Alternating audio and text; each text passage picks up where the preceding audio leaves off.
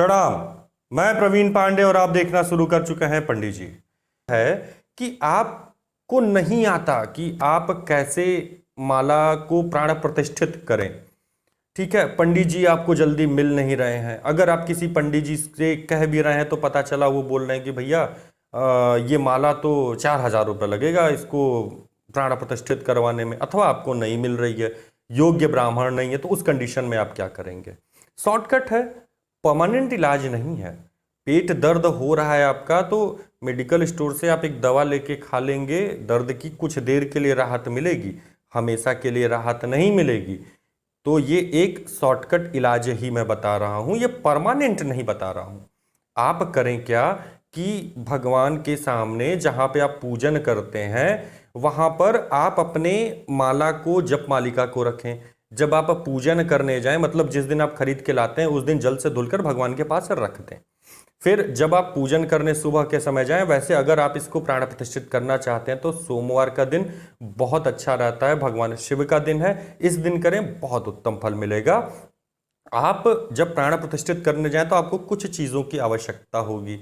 आपको गाय का दूध नहीं मिलता है, भाई मजबूरी का नाम महात्मा गांधी। अगर आपको नहीं मिल रहा है तो आप देखिए, ये जो मैं अभी बोला मजबूरी का नाम महात्मा गांधी, से दिल से मत लीजिएगा। ये एक प्रॉब्लम, मतलब एक कहावत सी बनी हुई है जनमानस में, सो मैं इसे यूज कर लिया हूं।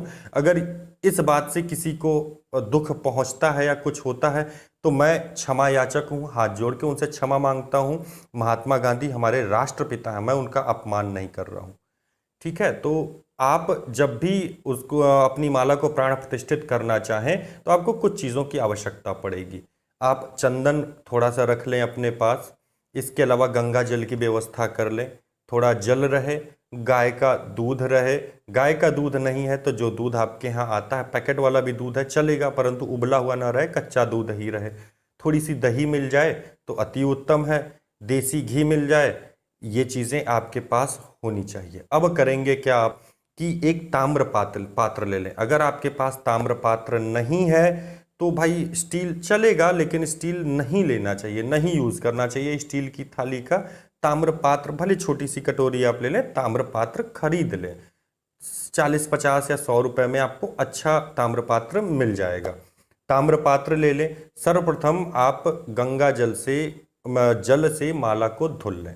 माला को धुलने, हाँ, एक साफ कपड़ा आपके पास होना चाहिए माला को पोंछने के लिए। इसके अलावा अगर पीपल का पत्ता मिल जाए तो उत्तम है, न मिले तो कोई दिक्कत ही नहीं है। आप सर्वप्रथम पानी से, जल से आप माला को धुल लीजिए। जल से धुलने के बाद आप उसे गंगा जल से धुल लीजिए। गंगा जल से जब आप धुल लेते हैं तो कपड़े से पोंछ लीजिए। फिर घी से उसे आप स्नान करा दीजिए। घी से स्नान कराने के बाद तत्पश्चात फिर से आप जल से उसे स्नान कराइए, कपड़े से पोंछ दीजिए। जल से स्नान कराने के बाद आप दुग्ध से स्नान, मतलब दूध से स्नान कराइए। फिर उसके बाद तत्पश्चात फिर आपको जल से स्नान कराना है। मतलब जब भी किसी पदार्थ से आप उन्हें माला को स्नान करा रहे हैं तो उसके बाद आपको जल से स्नान कराना है। ठीक है, इसी तरह हल्दी से, आप दही से स्नान करा लीजिए, फिर जल से धुल लीजिए। लास्ट में गंगा जल से आप उन्हें धुलकर, पीपल के पत्ते अगर आपके पास हैं तो अच्छी बात है, नहीं है तो कोई दिक्कत नहीं। उसी ताम्र पात्र में अगर पीपल के पत्ते हैं तो अष्टदल बना लीजिए, मतलब 8 पीपल के पत्ते लगा लीजिए, उसे अष्टदल कमल बोलते हैं। उसके ऊपर माला को रख दीजिए। माला को रख के भगवान के पास रख दीजिए।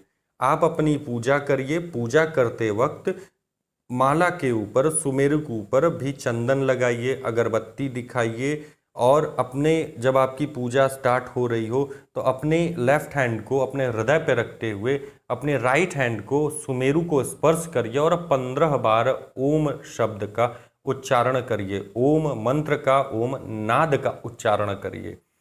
तो इसका उच्चारण जब आप कर लेते हैं तो ये प्राण प्रतिष्ठित माला आपकी मान ली जाती है। परंतु अभी यही खेल खत्म नहीं होगा। आप इतना करने के बाद इस चीज का हमेशा ध्यान रखिए कि 15 बार ही होना चाहिए। 15 बार ही आप ओम का जाप करेंगे। 16 बार अगर हो गया तो फिर ये अशुद्ध हो जाएगा, क्योंकि 16 बार कहीं और प्रयोग किया जाता है। 16 बार कहाँ प्रयोग किया जाता है, ये इसकी चर्चा मैं कभी किसी और वीडियो में करूंगा। तो आप 15 बार ओम उच्चारण कर दीजिए, आपकी माला शुद्ध और संस्कारित मान ली जाती है, उसे 24 घंटे तक वहीं पर छोड़ दीजिए भगवान के पास। शाम को फिर आप पूजन करने जाते हैं, माला का पूजन करिए, भगवान का पूजन करिए, नॉर्मल अपने पूजा करिए। जब सुबह आप जाते हैं वहां पर माला को लीजिए, आप जप मालिका में उसे प्रविष्ट कराइए। सबसे पहला जप आपका श्री गणेशाय नमः अथवा गणेश जी का कोई भी मंत्र जप होना चाहिए। दूसरा मंत्र गुरु का होना चाहिए। आप या तो पहले गुरु का मंत्र कर लीजिए या गणेश भगवान का, परंतु ये दोनों में से कोई एक मंत्र सर्वप्रथम होने चाहिए। इसके बाद भगवान शिव का मंत्र जप कर लीजिए। आप नमः शिवाय कर लीजिए या ओम नमः शिवाय कर लीजिए या ओम ही केवल कर लीजिए। भगवान शिव का ध्यान करते हुए इतना कर लीजिए। इतना करने के बाद आपको जिसका भी जप करना है, जिस भी देवी देवता का जप करना है, आप उस पर जप करने के लिए स्वतंत्र हैं और आपकी माला चैतन्य है। मुझे लगता है आज के लिए बस इतना ही। अगर फिर भी कोई शंका शेष रह जाए तो आप मुझे कमेंट बॉक्स में कमेंट कर सकते हैं। मेरा व्हाट्सएप नंबर डिस्प्ले पे आपको शो होता है, डिस्क्रिप्शन में भी रहता है, आप वहां से मुझे व्हाट्सएप भी कर सकते हैं। तो मिलते हैं फिर अगली वीडियो में, तब तक के लिए प्रणाम।